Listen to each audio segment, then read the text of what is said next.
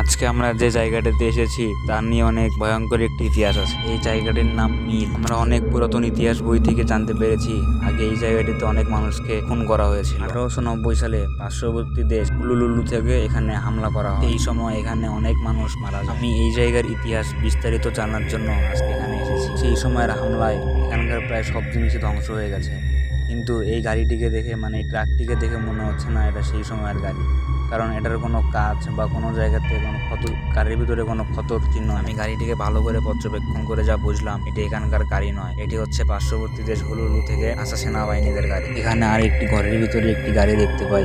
এই গাড়িটি পুরো চূর্ণ বিচ্ছিন্ন হয়ে গেছে। এটি দেখে বোঝা যায় কিরকম ভয়াবহ লেভেলের বিস্ফোরণ হয়েছিল। সেই ঘরটি থেকে আমি বের হয়ে দেখি বাইরে আরো একটি গাড়ি পড়ে আছে। এই গাড়িটিরও সেম একই অবস্থা, পুরো চূর্ণ বিচ্ছিন্ন হয়ে গেছে। আমি যখন মিল থেকে পিকের দিকে যাচ্ছিলাম তখন দেখতে পাই এখানে একটি লুট বক্স পড়ে আছে, কিন্তু এখানে তো আশেপাশে কোনো জনবসতি নেই, তাহলে এটা কার লুট বক্স হতে পারে। তারপর আমি এখানে ভালোভাবে তদন্ত করার সময় এখানে একটি ব্যানার দেখতে পাই।